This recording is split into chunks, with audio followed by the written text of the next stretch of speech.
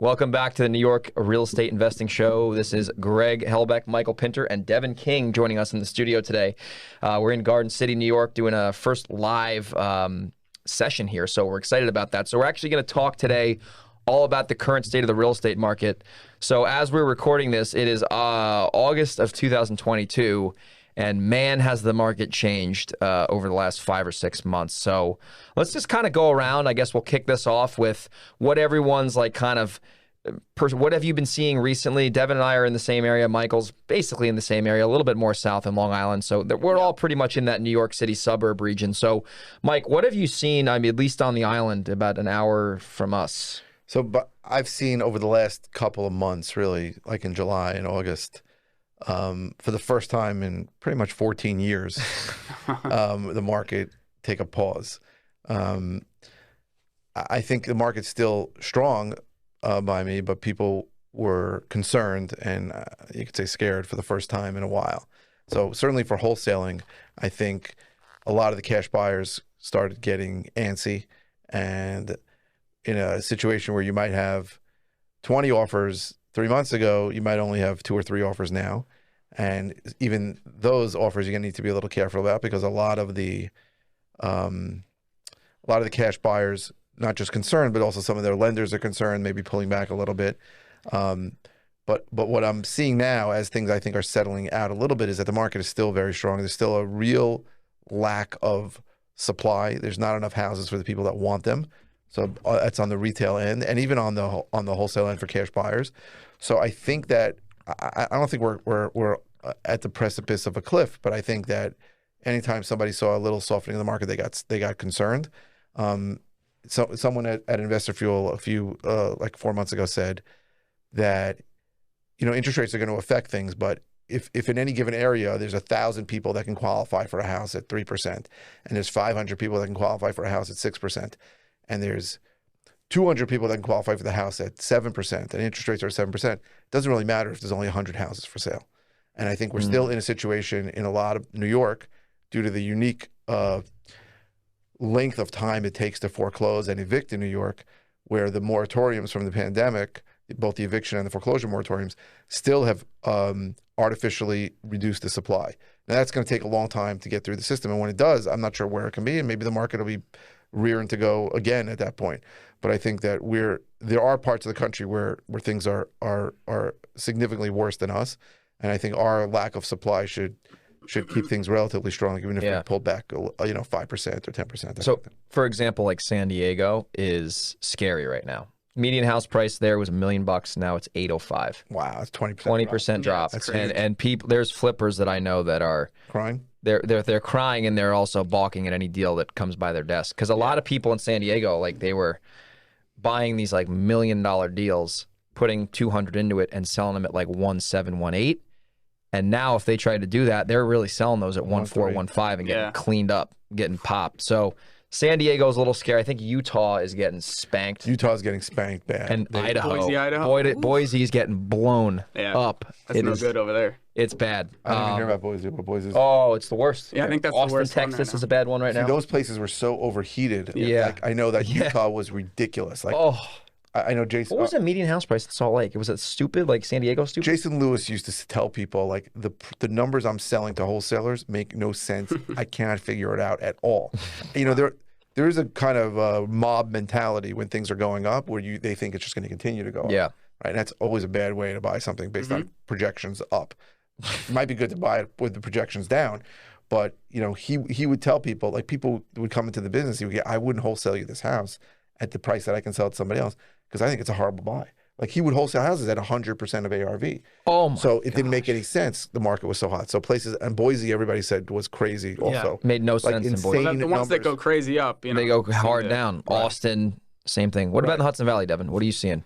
So I agree with everything you said pretty much. Thank you. You know, it seems like everything, you know, any wholesale deal you had, you know, last year, it was flying off the shelves. Now it's much harder to get a house sold, and buyers are much more skittish. They're looking for much better deals. You know, they're much more weary. You know, it seems like everyone's got their ears up. You know. Yeah, they're asking you for the ARV. They're asking you for the repairs, which I still don't give. And it just seems like I have a couple of houses on the market that for sale, and slowing Retail to retail buyers. Yeah, retail, and the showings are down like a lot. Oh yeah. We don't have as many offers as we used to have. So, and this, it's just beginning. So, the media is covering this like crazy.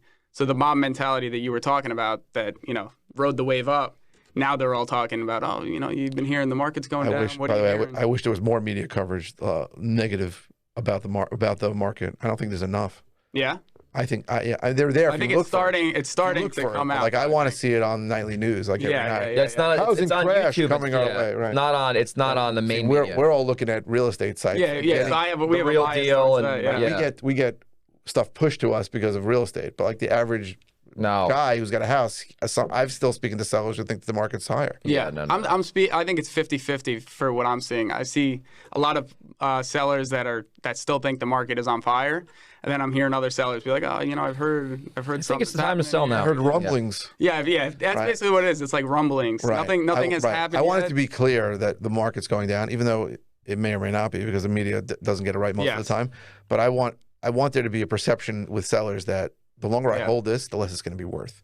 That's really what. And I think I haven't seen it. I've been doing this full time for 10 years. Yeah. And part time for a long time before that. And I've never had that luxury of somebody thinking. I've had for 14 years people saying, well, it'll be worth more if I Which was hold true. on. And I want the sellers to be thinking it'll be worth less if they hold on. So do you think that's going to come soon? I or you hope think so, but I don't know. I'm baiting that now with people a little bit. And I'm being honest. I said, listen, if the market continues, especially in San Diego, it's like, hey, I mean, this house is worth 800 now, and I don't want to like lie to you, but I'm being honest.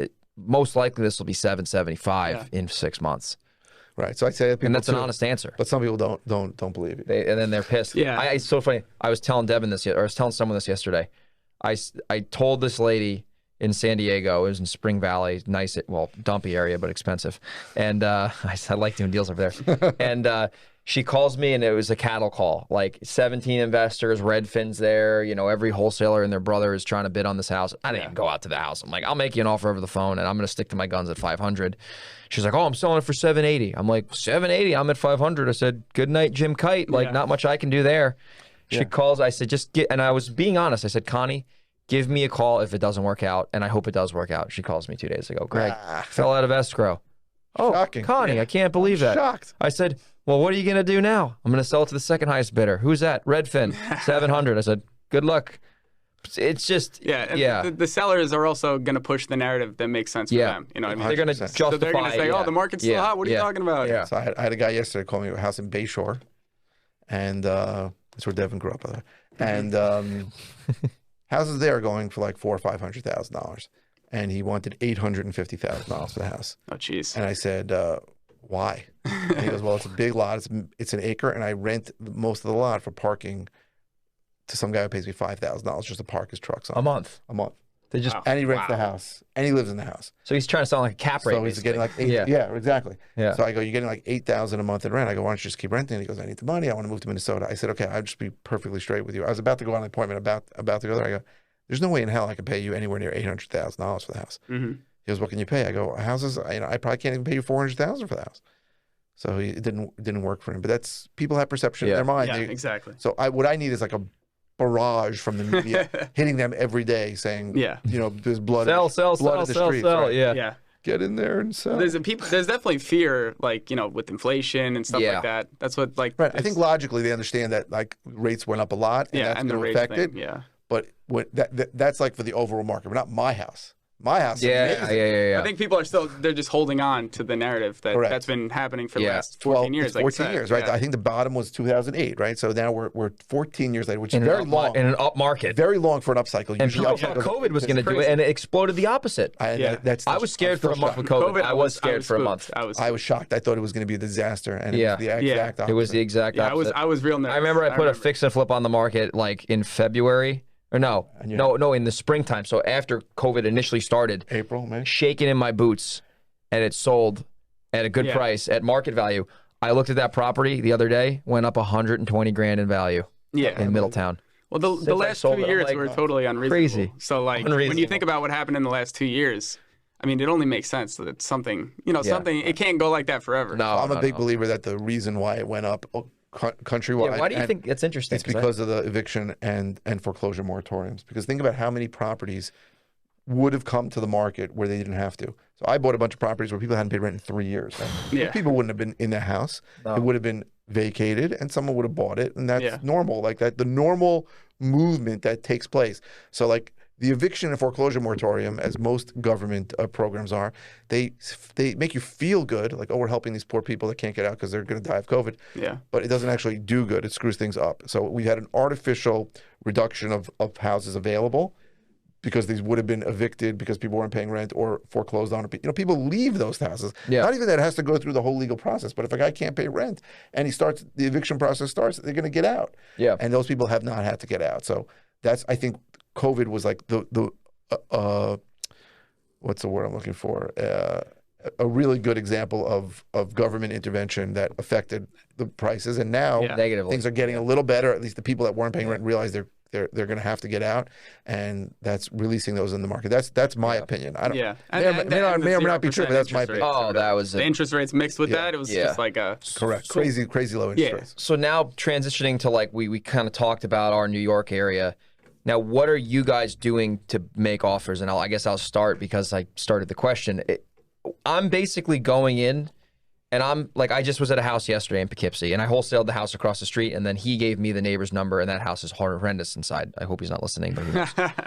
Bad, like mold on the toilet. We won't say his name. Yeah, I will not say his name. Nice guy though, CP. And I give his initials. But why?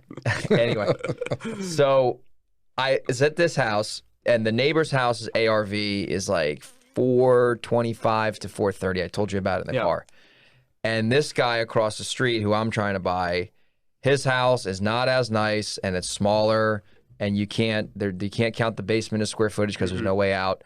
So I got that thing in the old market, $399 all day long. That'll blow right out through the roof. Now it's $375, and that's how I'm looking at that deal. Yeah. So he actually, this is interesting on like negotiating in this changing market.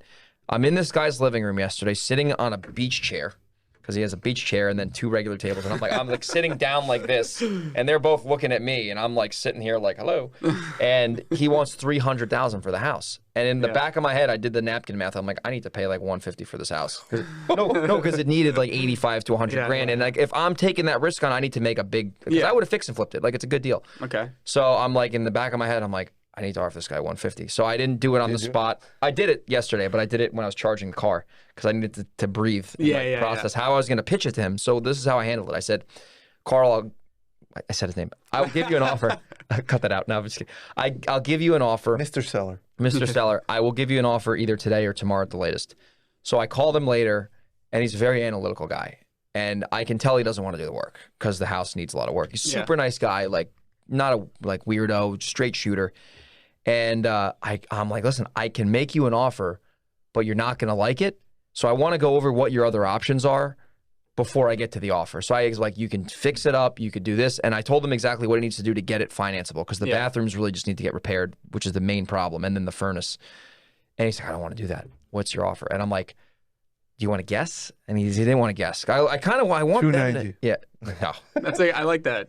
Do you want to guess? Yeah. Or I'll say, what do you think it is? That's my favorite. And then I have them say something crazy. Yeah. I never did that, but it's actually it good. Works. Good tactic. It works. Yeah. I may have taught sales training once or twice. But anyway, I said, I'm at like 145, 150. And he wasn't that shocked. Oh. He was like, I get it. You got to make money. He didn't accept the offer yet. Great. He didn't accept the offer When yet. they start justifying it, I love it. I love that. So like, he's like, he might take the offer, I think. I use the Martinez tactic where I make them beg me for the offer at least twice, sometimes 3 times. Yeah. I go, I have a number, but you're gonna hate it. Yeah, you gotta you're gonna hate me. Yeah. And I don't even want to insult you. And then they go, well, just tell me the number. So that's 1. And I go, I don't even think I should give it to you. I know what you're looking for. I can't even come close. So I think this might be a big waste of time. Once in a while they'll go, okay, but but most of the time they're like, just tell me the number. I know you got to make money. And then I'm like, and I don't give round numbers ever. So I'd be like, $151,613. And then the best thing is listening to after. So sometimes it's like, oh, that's like the best thing I can hear. I paid too much. That's the best thing I could hear. Oh, Okay. Or like, all we're not that far off. And sometimes it's like, you're right, it's not good, but it's fine. Either way, I find when I used to just drop a number on them, I would have people screaming at me. I told you I need 300,000. Why are you offering me 100,000? Are you crazy? So using that Martinez method or your method avoids the conflict. You're softening the blow big time. It softens the conflict. If they beg me for the 3 times, they're not going to be angry when they give it to me. When you tell them it's going to be low. When I give it to them, I already warned them. Yeah, you give it a soft. But you're also you're planting seeds in their mind, right? They may think you're offering lower than you're actually going to offer. So you want to know another quick trick I did with this guy yesterday? I learned this from good old Eric Brewer, the GOAT. That guy's like the king of deals. He's the best. He talks about this whole like price anchoring where you don't tell them the number, but you seed a lower number in a different conversation. So he was explaining to me, like I was explaining to him like closing costs and all that kind of stuff.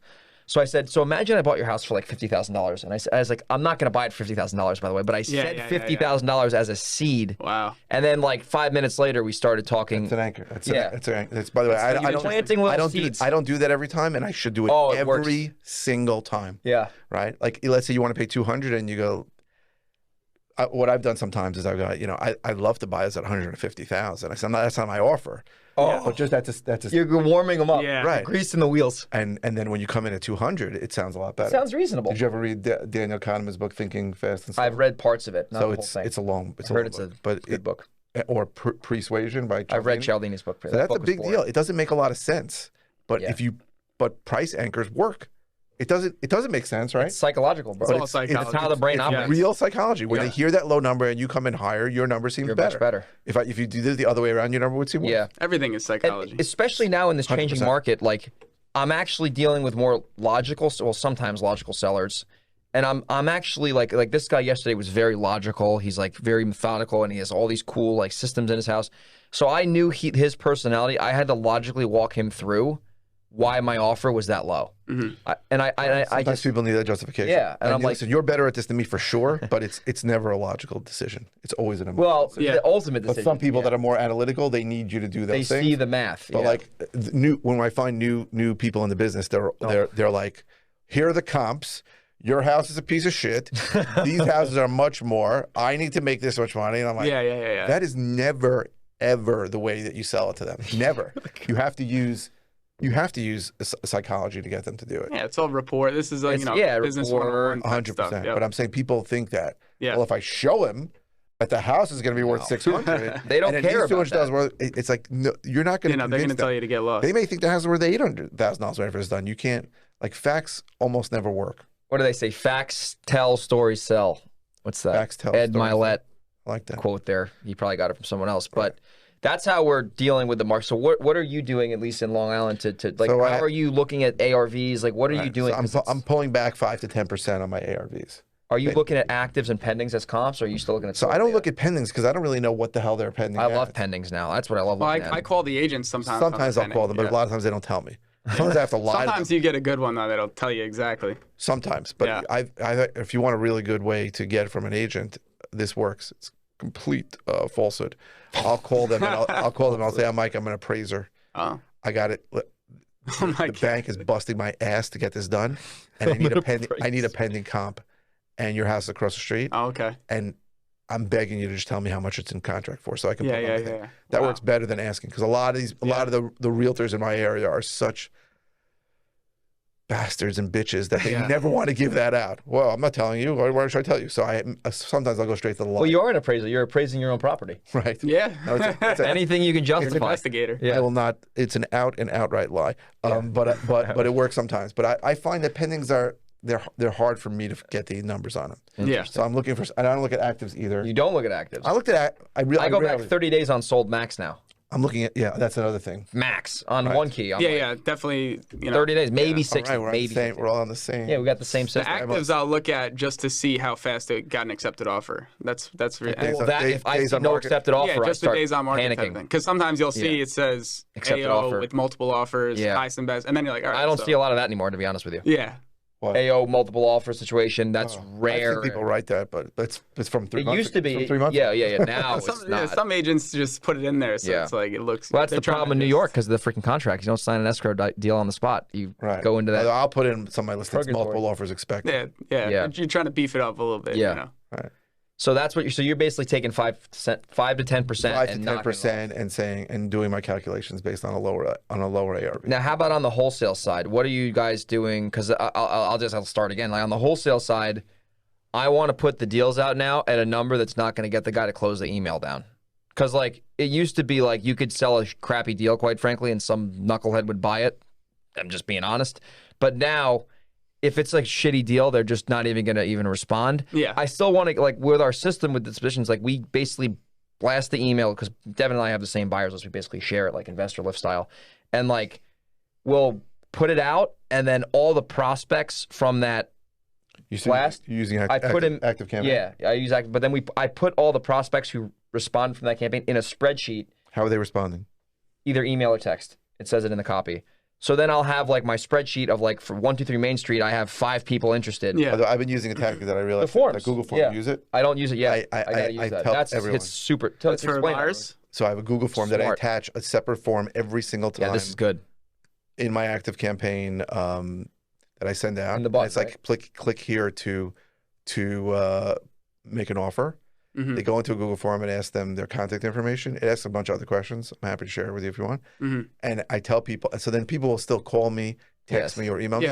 And I say to them, I promise you, I'm not going to remember this conversation in 13 seconds. You have to place the order because then I go through all the offers, and I won't sell it until I speak to everybody who placed an offer. Wow. And it works. Yeah. And then I can easily do it. So I just had this deal that fell apart. So I had all the offers in one place. That's what I use. I use the spreadsheet. It's the same. It's similar, Right, but I have all the data in there. And then I get other information from too. They're not honest with it, but I ask them, how are you buying it? Are you using all cash or using hard money? I ask them, what do you think the repair estimate is? Sometimes they usually lowball or highball on the repairs. What do you think the ARV is? And they lowball. Yeah, of course. But still, it's good. It's good, right? Yeah. No, that is good because I've had tons of deals that fall out. You think you have the buyer bails. Out, if you have them all in one place, it's much easier. Jason Lewis turned me on to it. That was from Fuel, right? That was from Lewis. He's great. So how are you pricing your wholesale products now on Long Island?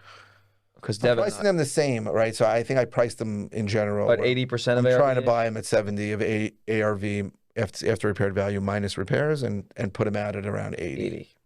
Yeah, 80% of ARV minus repairs. I'm doing the same thing. Like I'm trying to do 5%, 10% off or whatever, and it's the same for a rehab, a rental, or a wholesale. So basically, just get the good deal and then figure out what I want to do with it next. That's pretty much my. I'm getting less greedy too with the wholesale deals. Like obviously, I want to make the most I possibly can, but if I know, for example, Rick Jones is a buyer who's bought from me before and he's gonna close, and he's $5,000 less than Bob No Name, and I don't know Bob No Name from Adam. Yeah. Bob No Name is not buying that deal for me. Like I got a guy right now, and nice guy, but he hasn't performed yet. Like we're waiting to close, and I don't know him from Adam. Yeah. And I think he's going to close, but really, he was the only ass for that seat.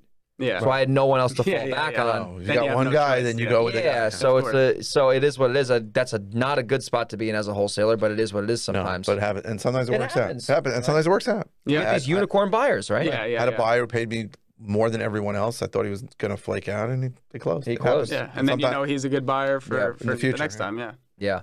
So where do you think? By the way, sometimes those guys are only one-off. Like Yeah. Sometimes they never. They get cleaned out, right? They don't make any money. I was showing Devon I did a monster wholesale deal in Cornwall. Flood zone city. Like could have a water park at this place, and this thing was a disaster. And sold it at a great price. Sold the shovel. Guy bought it. It's going to be a clean out. It's a full-blown root canal of this thing. And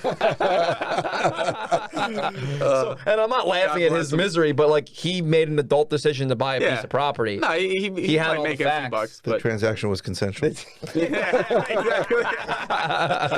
So, boy. Oh my gosh. Oh, but where do you think the market's going to both of you? Where do you think the market's going to be in like 12 months from now, like 2023, August, I honestly, I have no idea. If you had to guess, if you had a crystal ball, as John Mark. I'll tell you what I hope. What I hope is that it's pretty much around the same. Maybe we're down a little bit. Yeah. But but the media is screaming from the top of the rooftops how everything is going down, taking a crap. Yeah. That's what I hope. But who knows? There's no way to know. Anybody who says they know is full of crap. Yeah. Obviously, I think it's all localized. So yeah, we're by the way, about it's different. New York. It's different all over the place. So. Even within New York, our markets are different. Yeah. You go way up north, even counties wise, even some counties are different. Like county to county, Suffolk, Nassau, Orange, Rockland. Yeah. So I think it is gonna go down a bit. I would say maybe. I think when the wintertime comes, it already naturally slows down. So I think that combined with the whole narrative that's starting to spin up might have an effect come winter and springtime where it's like starting to take a dip, maybe 5 to 10%. We'll see. Who knows? If it doesn't happen, great. But if it does happen, great. You just got to position yourself in a way that 100%. You make money either way. Where do you think the rates are going to be? That's the question, right? Where are those rates going to be? Well, inflation in the 6 last months? month was a little lower, right? The thing. Wasn't it the same? It was. I think it was a little lower, but who knows? I mean, it's. Listen, we all know gas prices come down a lot, so it's going to affect the numbers. Yeah, I don't even but really. a buck less. Well, because you drive a Tesla. Well, in San Diego, I have a gas car though. Are you allowed to drive that in San Diego? Southern California, I don't think. Newsom is going to throw me in the pen. Didn't they shut all the gas stations? Well, down by the way, Southern I was California? actually in Carlsbad waiting for pizza to get cooked, and I walked into an open house down the street, and I was talking to the broker. By the way, they were trying to sell this thing at $1,000 a foot. Good luck, Chuck, in that area. Anyway, I hope it works out. But it's ridiculous. It was like next to like a glorified RV park, and I was like, yeah, word. But the dude was telling me by like some weird year, San Diego's getting rid of all gas. All gas like 2035. Yeah. Oh, that's stoves. Stoves? Oh, I didn't hear about that. I think that's natural gas. That's not a bad. That's what I said. That's crazy. I said, is it going to be SDG&E or just SDE? San Diego what are Gas they going to have propane? Electric. That's not better for the environment. That's worse for the environment. Well, listen, but then how are they getting the electric? we should go to Sacramento after this. Are they burning the coal in California to get the exactly. electric? So that's or nuclear or natural. It's funny. So you're gonna most new electric plants are natural gas. So you can't use natural gas to cook your food that you want to, but you're getting electricity from a plant that's burning tons of natural gas. Anyway, that's a wacky state. I thought you were gonna tell me to get rid of gasoline cars. There's gonna be no gas station. Well, that like was 20 in years. 2035, right? Whack jobs, man. What's his name? Newsom wants to do that. Yeah, it's a disaster. Hopefully he'll run for president and not become the governor again. Bring back Schwarzenegger. I'm still a New York resident. Anyway. I should probably all right, so back to the predictions. Yeah. I would if I was gonna give a prediction. You were a betting man. I would say the rest of 2022 will be okay. 2023 will be a little slower, and then after that, I don't know. I think that's a reasonable. Yeah, 2023 might be when you see a little dip, but after that, who knows what's gonna happen. I mean, I just think that the main thing that Michael said earlier that is not gonna like scare too many of us is there really is a supply and demand issue. Yeah. There's not like in 2000. So you were around back then. Like there was just a houses inventory was everywhere. You could just drop your hat and pick up a deal. Right, and those I wasn't really doing it full time then, but there were people who were literally buying things on the MLS because banks big money. Because banks were dropping them and then they were just putting back on the MLS for $50,000 more. I've never had that. I wish that I'd cut all my marketing. If I bought something on the MLS and put it back for $50,000 more, everyone would call me and go, "What the hell is going on?" I've done it twice. It's spooky. No, because you get like a good deal off market, and then they like that one. Remember the lady called you from SEO, and you were like, "Hey, I shouldn't buy this," and you. Right, but she listed it for $699. I bought it for $450. Right, so it's unbelievable. But when sellers, I mean, it's off topic, but when sellers call me and say my house is listed, I say we're probably not going to do business. Yeah, it's a waste. And they always want to know why. Whenever I get a call, I type it in and it's on the market. I'm like, Yeah, I see the Zillow MLS ID and I go. Yeah, you see the number. I'm like, Brad, call him tomorrow. Waste of time. Right. Now, occasionally, it's so funny. One of my lead managers killed a deal yesterday, but it was for sale it was listed for like $100,000 less than the Zestimate and less than all the other places were telling me. So I'm like, don't kill that one so fast. Call her and see if I can go and take a look. But usually it's the other way. They're listed $100,000 more than the Zestimate. They're like, well, I figured I'd get a cash offer too. I'm like, word. Right. But then the Zestimate always finds its way over to whatever it's listed at. Yeah. Have you found the Zillow to be that accurate in our area? San Diego, it's really good. I use it as a tool, but I know. Yeah, it's nice to just look at quick when you're like, when someone's on the phone, you pull it up, you see what they say. Get an idea. Yeah. I had a property that I went into contract in with his estimate was off by over $1 million. Where was this? This was in East Hampton. Wow. Oh, was that the one with the deposit? Yes. Can you tell that story real quick, by the way? Sure. I love this story. Sure. So I went. The Zillow I thought was a plus because I thought everybody I would wholesale to would look at it and see it was the Zestimate was over $2 million. Right. So it's in East Hampton. Their houses, their mansions there for $20 million. Wow. But apparently this house was in the one little sliver of East Hampton that was not, and it was a big house. It needed a lot of work to make it worth what it should be. and I put $100,000 deposit, and I was going to buy it for around $1 million. I figured it's Wow. a no-brainer. I can wholesale this for $1.2 million. And What was the ARV? $2 million bucks? that's a good question. I don't even know what the actual ARV was. Yeah. You could certainly find comps for over $2 million if you want. Yeah. Because you And get price per square foot out there. One of the big you know? builders there was actually building right in that area, like on that block, and was pre-selling houses for like $3 million. New construction. Wow. So I'm like, you got to be crazy not to buy this for 1.2 if you're a guy who wants to rehab it. And then, thank God, I realized I was in it for too high, and I had an out in the I didn't really have an out in the contract, but there was a scenic easement on the back half of this property. Was there an ocean view here? No, but it was up against the preserve. Oh, okay. And the rules were they couldn't build like 30 feet away from the preserve. You weren't allowed to build anything. And I wanted to put a pool there. Like that. My dream was to put a pool there. And I went to, I have a litigation attorney, and I go, do I have any grounds to get out of here? And he goes, believe it or not, you do. I go, why? He says, because you bought this as is, but they specifically listed utility easements as a reason not to get out of the contract. Because they said the word utility and you have a scenic easement, we can try and get the money back. So the seller was like, I'm not giving you any money back. I'm going to keep this. Oh, he was hard and fast? And his attorney told him, and he believed, and I know this because I had 7 other people put in offers on it to figure out what was going on with this guy. He thought for sure he was getting $100,000 back. He ended up selling it for like $850,000. So I was in contract a little over $1 million. Wow. And we sued for the $100,000 back, and we got it all back. How much was the legal? What did you end up losing on that deal? 10 grand? Probably less than 10 grand. Oh, that's not bad at all. No, and you learned a lot. I learned a lot. I learned that the language. How long did that litigation process take? Probably 9 months. 9 months? Maybe a year. But he sold it. So really, that was the price, right? He sold it for $850,000. The price was $850,000. To a flipper? I don't know. Okay. Probably. Did he go live on the MLS, or did he He was on the MLS. He was asking like 1.2. And this is going on while you're in litigation. Right. I'm watching it the whole time. I'm refreshing 1,000 times. And I'm calling the realtor and asking him what's going on. He's calling me back with a fake name and a bullshit number. It was the whole thing. And I'm like, I had pretty much resigned to the fact that I was going to lose $100,000. Yeah. Because my attorney told me, he goes, they might get this whole thing. He goes, we sent it. The courts take forever, and it was during COVID, and it took a long time. And he's like, I sent them a response. He goes, we could win, we could lose, we can go to trial. I don't know what's going to be. And then he called us and said we won. I was thrilled. That's amazing. So what made you decide that it was too much? Like you didn't. Yeah. What was your? Okay, so one of the factors was like, hey, Zillow's saying it's worth $2 million. There are $2 million comps around, and I put it out to my list, and I got 2 people who jumped on it. Oh, yeah. They were like, we'll pay $1.2 million for this in a second. Wow. This is great. And then, of course, the day after my deposit check clears, both of those guys were like, yeah, we're not buying it. Oh, They disappeared. Man. So I'm like, that's not good. And nobody wants it. I put it out like at my price. Nobody wanted it.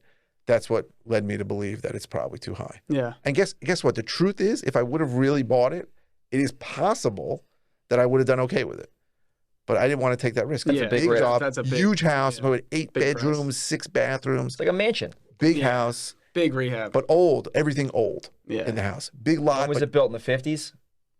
Maybe the 60s or 70s. Yeah, so it's a huge project. And it's a big project. And I have to put in a pool. You know how much a pool costs in the Hamptons? Plus, $100,000. Plus what was going on during COVID. Like, you call the pool guy, I'll tell you, I'll call you in 3 years. I have to put a pool in, right? No one's gonna. Be top no one's gonna pay. Yeah, I have to do top-notch work. Yeah. I'm like, I'm gonna be in this for like $400,000.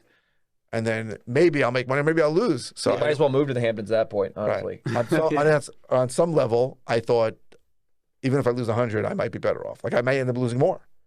Well, yeah, if you and plus think about how much cash I'd have to put into it. It's like, and oh my, the overhead and the hard money loans, the headache you would have to deal with. So I learned a lot of lessons on that. That was the big problem. It was very far. You got to just go straight down that. So if it's very far, very far was a problem. The price point was a problem.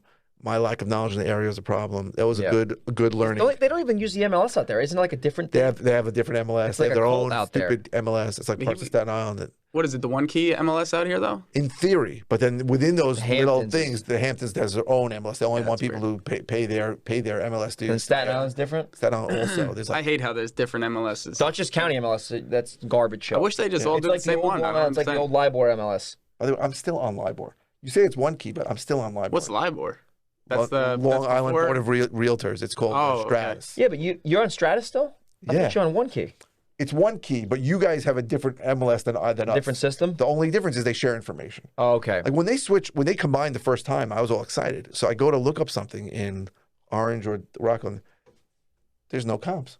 I'm like, what's going on? So they didn't say, hey, we're going to take all the old information and put it in. They just said, over time, you'll get all the comps in there. That's what, yeah. So by now, man. a year later, now I can see everything in Long Island. now you can see everything. Yeah. But when it first came, you couldn't see anything. Yeah, you can type in something in Long Island, I can see it in 2 minutes, dude. It's Right, and it's good. It's very great. good. But I think again, the beds and baths are garbage out here. There's no beds and baths. How about no square footage? That's what I meant. The square footage. You can't put square. You don't have to put square footage. Long Island. So they Suffolk said County is like the worst I've ever they seen. said when they're going to combine to one key, they're going to require my square footage. God. I'm like, hallelujah. It would be nice if we knew square footage. Horrible. What do you mean? They didn't put it in. It's still not required. What? Same in Jersey. So they said in Nassau we're going to require it because there's really one website you can go to that'll show what's supposed to be the square footage in Nassau, but in Suffolk we're not going to require it because it's too hard.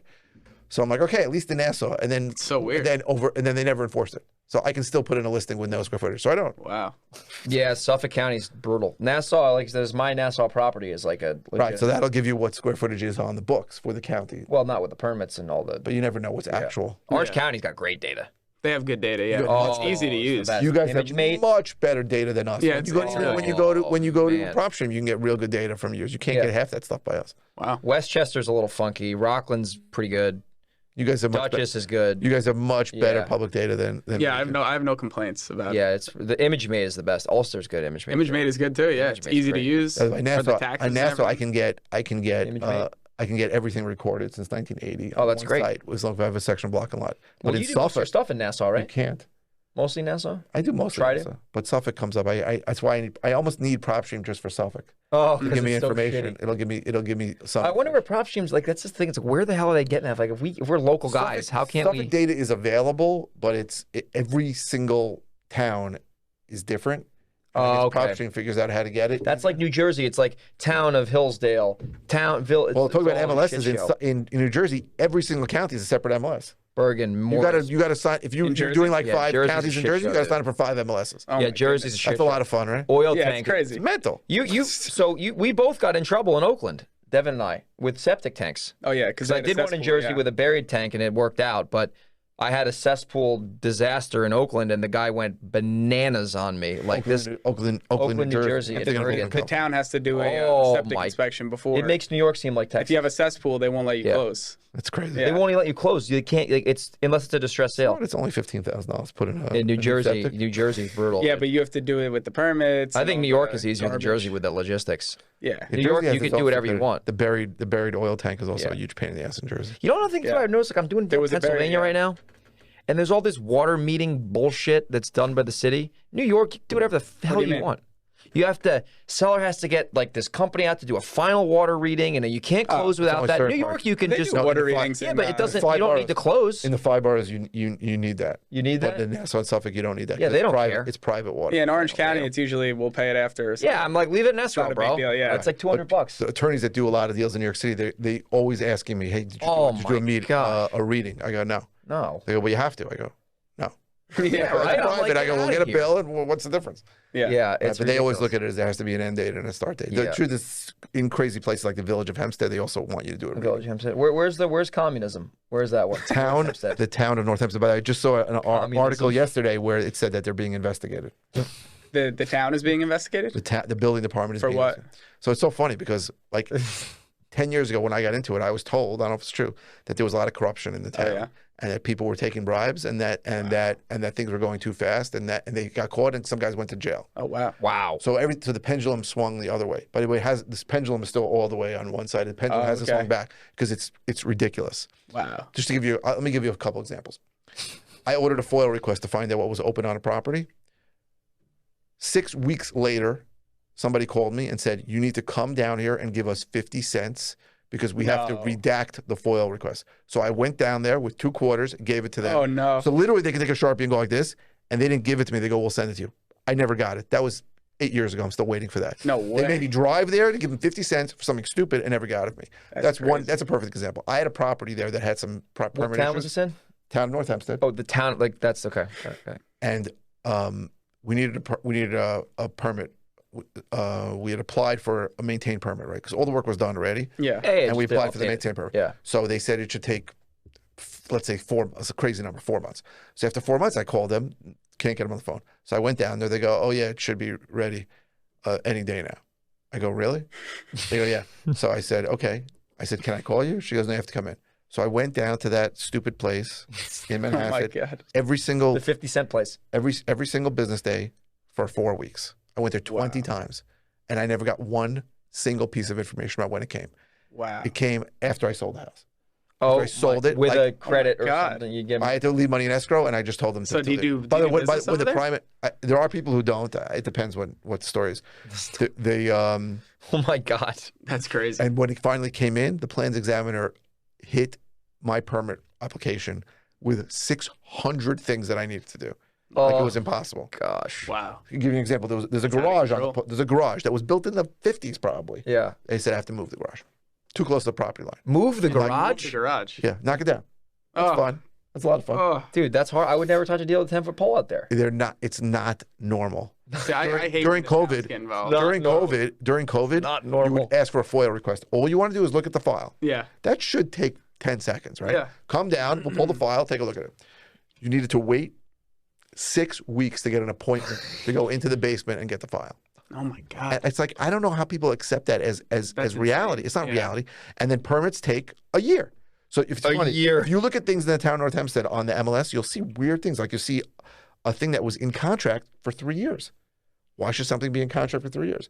Answer, there was a permit issue, and it took that long to clear it up. And you see it all my over gosh.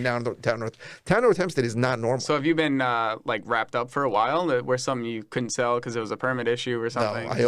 I'll give them a credit or escrow Yeah. to get out of there. I Yeah, can't. Yeah, that's the deal way with to do that. it. By the way, it ends up being so much better. Oh, of course. Yeah. Yeah. But that's a negotiation, right? Of If course. they're really savvy, they're going to ask for a lot. What's the other one? Isn't there one in Suffolk that's Brookhaven? Isn't that bad? Crookhaven. Isn't that? I heard that. Someone told me that's a bad news. It's hard. bears It's over there. harder. They're not as bad. But what they like to do is they like to find empty properties, board them up, like without telling The anybody. town? They'll just they'll board the property up, and then they'll hit you with like a $4,000 lien for boarding the Jeez. place up. I bought a property, my and I God. get there, it's all boarded up, and the seller didn't even know it was boarded up. She lived in another state. Oh, they just go around and Yeah, the seller didn't even know. Oh And I'm like, it's boarded up. She goes, what the hell are you talking about? She goes, I didn't board it up. I take pictures. She goes, I don't know who did that, but it's a sign, unsafe. I think someone left the door open or something Why would the town do that? It's just. because they get money from it. Oh yeah. They put a lien on it. Oh, a it's lien a on good it. construction lien. Jeez. So, Dude, that's brutal, man. but I don't know if Brookhaven's really worse than the other. There's a towns. couple bad spots up by us, like Poughkeepsie. The city Poughkeepsie's of Poughkeepsie can pretty get bad. pretty bad. Matt just did a deal there. Middletown He can got get bad. hosed Oh, he on. got hosed up. I know. He I had have to a give good a credit rapport with to that. the seller for Yeah. the permits and stuff. By the The way, cities are bad. if I can get out of it with a credit, Yeah. it's Oh, like, I'll take a credit I'll do a credit my any God. day of the And week. it's better than escrow. I don't want to deal with the town. I avoid escrow too. But I've done the escrow. Sometimes I do the escrow, and they're like, you have to. Let's say we'll hold 10,000. That property in North Hempstead, they said 10,000 in escrow, and you have to try. I go, I'm gonna try real hard, and then I'm like, oh, just after a year, I go, release. The Yeah. the escrow. I'm not trying that hard. Yeah, that's a good idea. Yeah. So But the better is I'll just give you a credit. But sometimes Yeah. they're like, no, we want you to take care of it. I go, oh, I'll take care of it. Just leave the money. sure, Yeah. give me 20 minutes. But the banks don't ever have a problem with closing with violations or any of that stuff? Like the mortgage companies? Some do and some don't. So here's the truth. So I was in the mortgage business for 17 years. 99% of the lenders don't give a crap. Yeah. They're going to look at title, but they're not going to look at municipal violation searches Yeah. because we're the only places that do municipal searches, right? That doesn't Yeah. exist Yeah, anymore. We go get title in another state. They don't even know what it is. So you're dealing with Yeah. some guy in Bank of America who's sitting in a center in Tampa. He doesn't That is know what true, it is. yeah. So they usually don't care. A couple of the local banks will look at it. We'll Some say it, yeah. jerk off attorney who works for some Valley Flushing Bank or or- Valley Bank. Yeah. What's going on here? Look, Yeah, you have yeah, an unpermitted addition. This is Yeah. 4 bedroom, and the town's is 3 bedrooms. We can't have this. This will not pass. Yeah. But most of the time it's not. So, but I'm upfront with my it when there's an God. issue like that. So I tell the buyer, listen. Very often, there's unpermitted additions are everywhere. That's by us. every other house. Every has a house, permit. right? There's So- a lot of that. And So, but what was the town of Orangetown? They said they do a physical. I got inspection. jammed up on So that. that's I got that's a jammed problem. up So down there's there. a village- That was the Orchard House. There's a I got village. jammed There's a up. village by me right here, Yeah. village of Cedarhurst, where if you order a housing building search, they do an They show on-site inspection. They show up. That's a big deal. Right? Yeah. That's a big deal. If you- Rehab. Right. If you have a basement that doesn't have a permit for a furnished basement, or Yeah. a It's a bathroom, disaster. so you got to know those areas. It's a big deal. And I'm jammed up on one right now in Nyack with the violations. same kind of thing. Same shit. So if that was the case, you would just do a credit again to the seller or in the Again, buyer? you have to know. So I had a deal I was going to buy in the village of Cedarhurst, but the guy had made it into an illegal 2-family, and as an illegal 2-family, it was worth a lot. But the guy didn't really understand. I go, you don't understand. Whoever buys this is going to get titled. They're going to order an H&B search, that's housing and building search. The village is going to come here and hit you with a violation in a second. Yeah. It's not like it's going to give you in a second. Yeah. So you just have to understand that what's involved. Right? Yeah. I realized Yeah, I couldn't keep this as an illegal 2-family. It never would work. Yeah. Yeah. So you have to know all these little nuances of That's the once building again with New requirements. York real estate. If you're brand new, Yep. you come to the pros. Right. Another case to add to that, but In fact, there was a property in Cedarhurst that went to the auction. I bid on it. I almost bought it. The land was worth like $800,000. is that really expensive, Cedarhurst? It's a high end area, Crazy. Yeah. and it was a big lot. Right, you could build a big house there. The house was a disaster, but you can build a big lot. And I missed it by like $20,000. But like I realized I wasn't going to make any money. Like I'd sell it for, I think he bought it for like 800 or 815, and that's pretty much what it's worth. Mm-hmm. And the guy built an illegal 2-family on it, and he spent a fortune. He went ground up on it. Beautiful. Put in a beautiful pool. Yeah. He built it without any permits or anything? Apparently, What? I mean, he didn't build it. He there was a house there. And Oh, he there kept, was he original. kept the structure of the Okay. house. Okay. Oh, okay. I thought you meant he bought the land. No, Just went But I'm ground up saying- without I'm a saying permit. I would have sold it. I would have sold it to a builder who would have knocked it down. Okay. This guy kept it. Thought he was going to get away with it. It was listed for sale for 18 months. And Oh my gosh. And changed realtors 15 times. I said to the realtor, I'm like, do you understand that this is a big problem? There's that there's 2 front doors and that one has a kitchen here and one has a kitchen here, and you're in a village where they have to do an onsite. And she was like, yeah, he knows. I go, well, why don't you take that away and make it back into a single family? So he doesn't want to do that. He spent all the money already. And he did beautiful work also. He spent a fortune. He probably spent $400,000 on it. Oh my. Can he get a God. variance for that, or they're gonna just tell him to go fuck himself? Never. Jeez. He'll never never? get a variance for that. Why? Why though? It's probably on So there sewer. Like, who gives a fuck? No, so that's the way, because gives a fuck? I'll tell you, everywhere in Long Island, it's the same thing. They hate rentals. They hate them. They look at it as a rental, Rent house. rental, anything. Yeah. As these are people that are transient. Maybe they vote, maybe they don't vote. The politicians look at it this way. Our responsibilities are to our constituents, our people who live here, people who own. Rentals are bad. They use our sewer system. They use the school system. They cause traffic. They have parking problems. That's how they look at But rentals. yet it's impossible to evict them.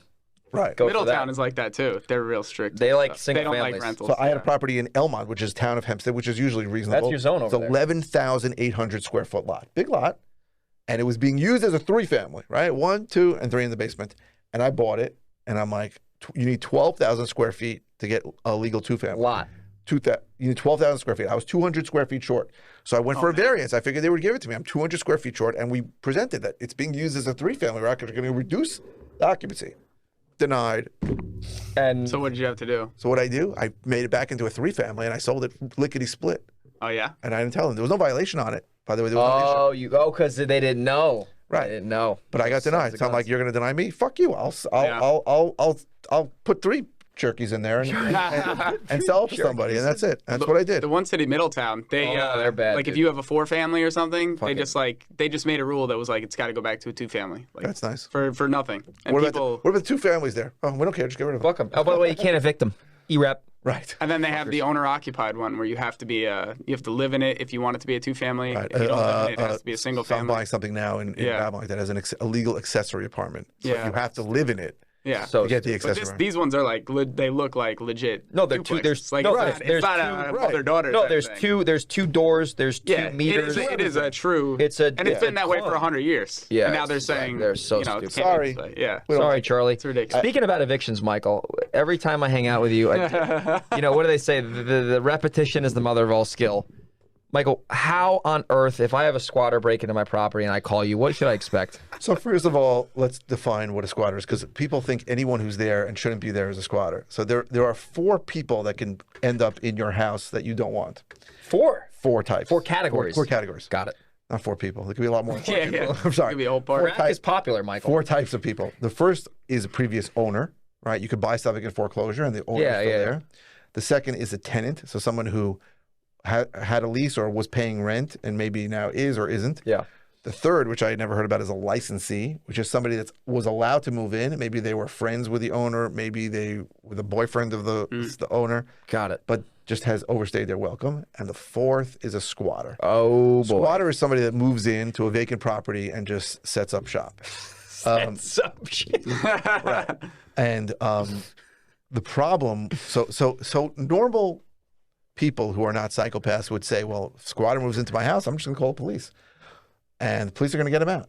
And they would be mistaken because many squatters, not all, I've had squatters that really were like mentally ill. I did a property in Valley Stream. It was right near a beautiful park.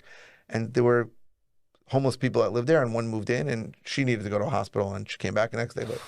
But if the squatter is, what's the word I'm looking for? Sophisticated, and there are a lot of sophisticated squatters out there, they're going to create, for the price of 30 cents, a fake lease, which says, hey. A fleece. A fleece, right. Got it. Right, they're trying to fleece you. And that's literally, they write down a person's name and their name and say, somebody rented it to me. Oh, God. Now we're educating all the squatters right now. Squatters, turn this off. Yeah. When I first heard that, I'm like, well, my first thought was, well, must be people on Craigslist who are advertising. They find a vacant property, and then they advertise it and they lease it. Like I thought, like the squatters maybe were duped, right? And somebody said, and I was like all angry, who's doing that? But then I started realizing many years ago, there is nobody doing that because you'd have to be out of your mind because there'd be a record of it, and it's just people in the area who find vacant properties and move in. Like walking around and they see a vacant property. Or they see everybody moving out, or they see it listed for sale. I had a property listed for sale. Wow. So Jeez, that's what happens. So I do not take the normal path when it comes to squatters because what happens is that they show a fake lease to a police officer. The police officer will say something along the lines of, this is not a criminal matter anymore. This is a civil matter, and you have to take it to court. Now, if you're in Texas and somebody says that to you, you're great because in 36 days you can evict somebody in Texas. And I imagine the sheriffs there are going to come with guns ablazing to anybody that squats. But in New York, especially during the pandemic where there was no evictions going on, I bought several houses from people who had done the so-called right thing and called the cops and had people living there for years without paying rent. That's unbelievable. So I take a different tack, and it is called the baseball bat tack. So I just happened to. I need to know so what's the sequence of events like? So the sequence is you need to knock on the door and get them to open the door. What time? Sometimes it's not. Sometimes it's the best time is really early where you wake them up. Like 6 a.m. 6 a.m. is good. And then you say, what are you doing in my house? And they say, what? I rented it from John Doe. And then a simple series of 4 or 5 questions will make that whole story fall apart. Unfortunately, the police never ask those questions. But so I usually get some version of, I don't know his number. I go, come again? You don't know the person who rented you his number? I go, what were you going to do if there's a problem? I go, I know you're not paying the electricity because I'm paying the electricity. What were you going to do if the gas went out? What were you going to do if something broke? And then simple questions like that, and you can almost see in their eyes that they can't answer those questions.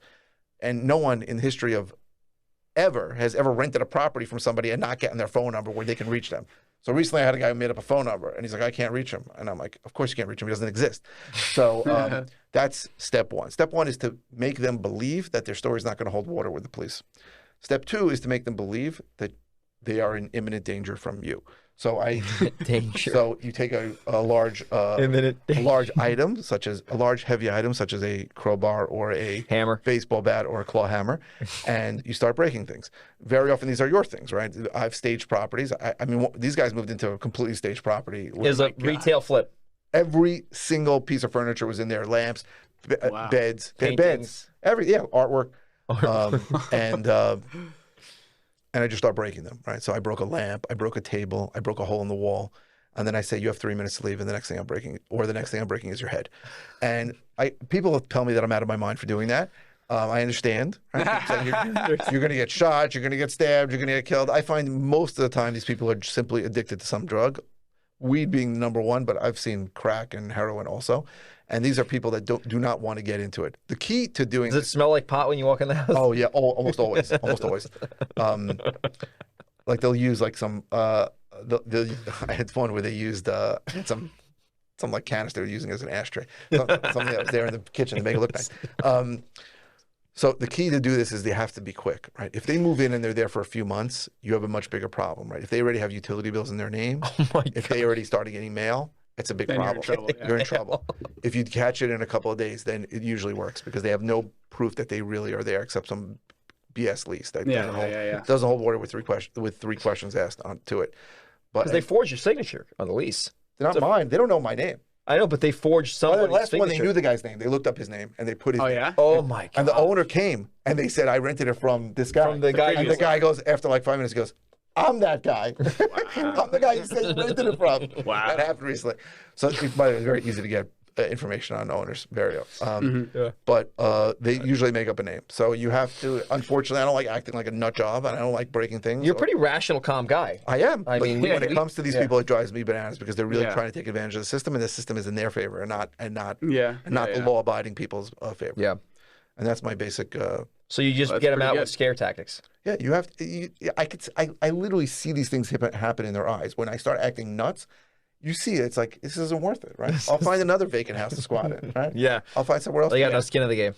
Right. So that's what I do, and almost What are every you, one. 7 for 7, right? I'm 7 for 7. Almost everyone who I tell this to says that I'm out of my mind. I mean, listen, I think I it's a smart understand. way to do it, honestly. Well, luckily we haven't had to do it yet, but Is now this we more now of we a know Long where to Island go. thing? This doesn't happen really much in our area. Yeah, there's not A lot of many. people There's not in our many area. squatters There's by millions of us. people, too. I don't know. Is Long Island like the I don't know. squatting capital of the country? It might be. No, San Francisco and San Diego probably are. I mean, Cali's got a Yeah, lot it'll of take that. 10 years to get them out there. But if I owned a vacant property in those areas, I'd put bars on the windows and the doors. There are. That's funny you say that. If you go to the hood in San Diego, it's bars. You got to keep bars. people out because if they get Yeah. in, you're never getting them But out. There's Squatters rehabbers end I know up- that hire security guards to literally sit No outside way. the properties while they're flipping them, and the contractors will sleep there at night. By the way, it's so fucked up. at some point I may, because there are put up cameras because That's Yeah. legitimate. cameras are legit because if you have a videotape of a guy breaking in, which they all break in, Yeah, then the cops and they're will easy take to it out. set up these days. To count. Cops will So take to the Oh, squatters, that might be an easier way to go about things. Just put a video camera. do they ever get in trouble for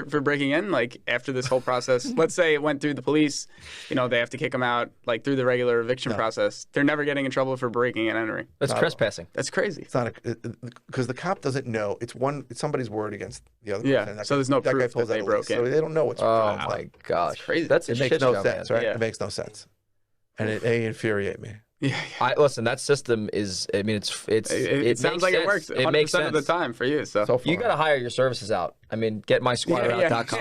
Squatterbegone.com. Squatterbegone.com. But again, it only works within 48 hours, 72 Yeah, hours. yeah. Oh, so the big gotta be takeaway done is it's quick. got to be a quick deal. If they're The getting takeaway mail is there, that you're if you have screwed. vacant property in an area where you're concerned this might happen, you need to drive by it like every other night Yeah. and make sure no lights are on to see if anybody's there. Sometimes, and also I would speak to the neighbors too and say if anybody moves in, I want to know right away. Yeah, I've gotten calls from neighbors. just like So Hey, I there's think someone in your somebody. house. I think yeah, because the somebody- neighbors don't want them there either. So Right. probably They're not going to help. These are not exactly neighbors that anybody wants. Yeah. yeah, that is crazy. Oh my goodness. Well, So you have to act like a nut job. I've never had to physically injure somebody. I've injured a lot of walls and furniture. Yeah. All that I owned. So I guess that's legal. so then you got to get the punchless guy in there the next day, Yeah, exactly. Fix the Interesting. hole. and then build a squatter back, put a lien on their house. Right. What's the longest it's taken you to get a bad tenant out of a property? What's your landlord horror story? So now I'm in the middle of now. So there was how a you have more. like 15 houses, or you have shitheads? I have like 12 evictions going Oh on. Oof. gosh. Because I have multiple in some houses. So Oh my! right now it's taking a long time because the moratorium ended on my birthday on January 15th. Happy birthday! Thank you. That was unfortunately a long time ago. And the courts are much slower because they are backed up the gazoo as I predicted. They're backed up everywhere. Yeah. Yeah, it's a long, you have years of people that were taking advantage. So, an adjournment, which is given. Every time you get into it, yeah. with very little effort, used to be in Nassau 2 to 3 weeks, and now it's like two to 3 months. So everything's taking longer. That's like the time it was taking in the 5 bars in New York City. I cannot imagine how long evictions are going to take in the 5 bars in New York City because they took 2 years before the pandemic. So now that you're probably looking at 4 to 5 years. Jeez. Oh, So I get 4 to 5 years for an eviction. It might. I think. It wow. might. oh my That's god! And the savvy people that are in there know how much that value is. So they're asking for like 6 figures to leave. Oh, 6. So I'm bombarded out of with control. properties in Queens all the time that are With- occupied. and you say And no. I say there's a price for it, but you're really not going to 50 grand. No, I figure I need 150 grand. No, 50 grand for the purchase price. Oh, I'm saying, but whatever my numbers are, I'll add $150,000 below it. On top of that. It might cost me that much, Yeah. and it might be in it for 5 years. I'm paying and taxes you're paying on it to taxes deal with it. It's a Oh, nightmare. So the tenants that you're evicting, did you inherit them or you put them in there? One I put in there, the rest I inherited. was the one put in there the mismatch? I had a different property that I was wholesaling for a lot of money, and the only thing holding it back was one tenant. So I put them into another proproperty. I thought they'd be good. They had been paying rent to the other guy. Oh my god! And they stopped. Shockingly, she stopped paying rent. How did she deliver? Did she just stop paying one day, or she said, "Hey, I can't pay you anymore"? She was complaining. She was a lower level. It's two-family, and she didn't like the amount of people that were upstairs. Where was the property? Massapequa. I That's still a own good it. area. It's a very good area. That's expensive. She was working in Massapequa. It was like perfect for her. She has job and everything. Yeah, she works. So I'm like, that's just crazy that she. I fixed the whole place up for her. Really? I probably put Wow. 8 to 10 grand in it to make it nice. Why? That's ridiculous. She was upset that the guys upstairs who hadn't paid rent in 3 years, had too many people. And I'm like, did I ever represent how many people would be on top of you? Like, but she got furious at me. I said, those guys aren't even paying rent. I'm evicting them. That didn't make sense to her. To her, I was the bad guy. Wow. So she stopped paying rent. Oh my goodness. So now, when do you think they will be all out? So I have an eviction order for the last guy upstairs. A sheriff order. Sheriff will hopefully. Did he wrap your ass? No. But So hopefully, you're good. Hopefully he'll show up within the next 4 weeks. He signed a stipulation and then didn't keep it when he was going to leave. Yeah. He said he was going to leave July 15th. So hopefully the And sheriff he comes didn't leave. Right. So then it's Oh very my gosh. yeah. So If whatever. you sign a stipulation and you don't leave, are you automatically hosed? It's not automatic. It's I have to file a affidavit of noncompliance. Got it. Then I should get a warrant for possession relatively soon. And then the one underneath, we just signed a stipulation to leave at the end of October. But she's letting me show the property during that time. So I plan to put it up for sale as soon as the guy upstairs is out, clean up the upstairs, and then show it to people and sell it as is. And let So them see it. are you giving her money to leave, this lady? Yeah. But Whoa, so she didn't pay rent, and now you're giving, oh my, this I got to New give her York money State? when she leaves.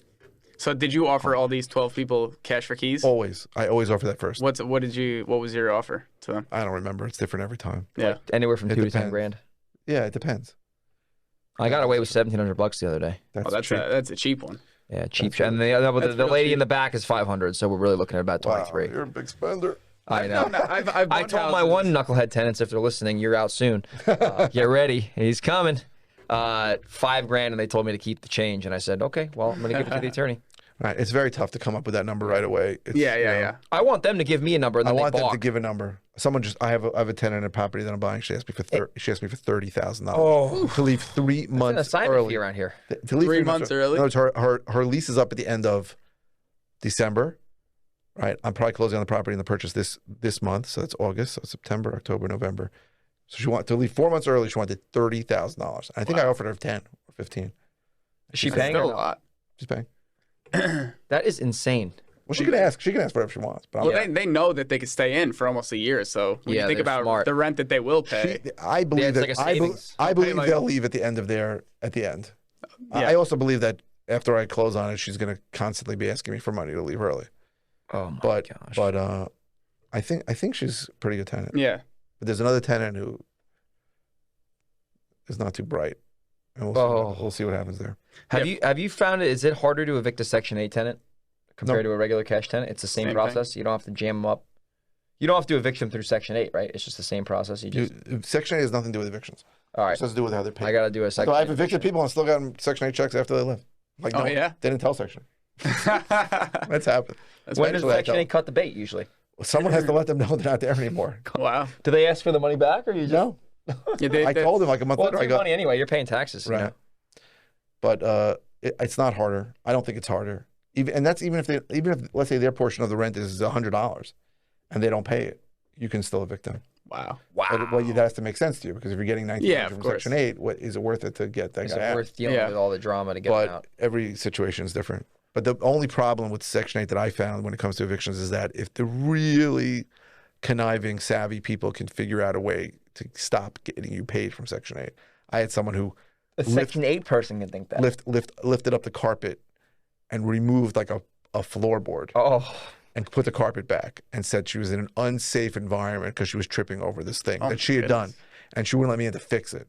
And Section 8 said, you're unsafe. You can't, we did an inspection. You can't pay it. I said, we're not paying. Wow. I said, and she was already in eviction. I said, I don't know what you're talking about. I'd fix it tomorrow if she'd let me in. And they didn't really want to listen to me. Oh Wow. my gosh, That's the only problem. That is Yeah. ridiculous. So I'll tell you my theory. You want to hear my theories on Section 8? I would love to hear any your government theories. programs. I would So, love to hear it. I had a lot of tenants and a lot of Section 8 and government program tenants and a lot of non. In my opinion, there's pros and cons to Section 8, right? You're getting money. They don't even send you checks anymore. It's wired right into your account. ECH. So that's great. Yeah. The con is you're getting a lower class tenant. Mhm. That you Yeah. I've certainly evicted a higher percentage of my Section 8 tenants than my non-Section 8 tenants. Interesting. Wow. But there's that pro and con. So as for my opinion, if you can get full market rent, then it's worth it to deal with a lower class tenant. And I've had great Section 8 tenants, but I'm saying So if you can get full market rent for Section 8, it's worth it. it's worth it because If of the you're- stickiness. But if you're going to take a reduction in rent, then it's not worth it. Got it. Even like $150, $200 a month, it's not worth it because you might as well max out and you're going to get a higher class of tenant. Got That's it. the way I look at it. So the theory that I always hear is like the Section 8 tenant is going to be on their best behavior because they want to stay in the Section 8 program. Is that a bunch of BS? That's Or complete garbage. I'm not saying there aren't people that are like that. Like some people look at their voucher as the most treasured thing they own. Mhm. But there are other people that don't look at it that way. Yeah. And that look at it as, well, I'm paying $100 a month into this thing and I really don't So care. it's the same as and anything else, just individual. But also the misconception in that theory is that if you evict them, that they're not going to keep getting. They are still going. Oh, yeah. They don't lose the voucher if you evict them. Really? Yeah. They don't lose the voucher? No. So they'll still What? wow. They They're lose still the voucher. No, they're still eligible. Oh my In fact, god. I have one now that isn't paying her end, and she got DSS, Department of Social Services, to pay the other end. So I'm getting both. I get both. I get Wow. two checks. You're a double month. dipping. So that's fine. So I'm how fine would with they it. get kicked out of Yes. Section 8? Like just because they would make more than I don't know. it allows or something? I don't know if it's possible to Wow. get kicked It's out an of income Section 8. thing. So that might Although be there's yeah. Section 8 in all different places. There might be counties or areas where if you get evicted, they kick you out of the program. So But in it's our different area, programs, yeah. they couldn't care less. Wow. But even by us, there's like 6 different Section 8. Is it a township thing? There's a town of Hempstead Section 8. There's a Nassau County Section 8. There's all kinds of weird different programs in Section 8. So What's another program you can do that's not Section 8? So I have a great program called Options for Community Living that pays much higher than Section 8 did, and I used them for a while. But And it's the same thing. it's a temporary program, so they only want to be in it for like a year and a half, and then they want you to transition to a long-term program. But I found that they paid much higher rents. The problem with Section 8 that I had all the time is that their number for a 2-bedroom was like $1,938, and I was able to get $2,200, $2,300, $2,400 for a 2-bedroom Yeah. if it was big. So I didn't want to use it. But I used this options, and they would give me full market rent, and then transition to some Section 8 program now that was giving me full market rent too. So Interesting. if you can get full market rent, the pros outweigh the cons. I believe if you can't get market rent, then the cons outweigh the pros. So those are my thoughts on Yeah, Section that 8. makes I think sense. if you can get full market rent, it's worth it. If you have to take a pay cut, it's not worth it. Yeah. Makes sense.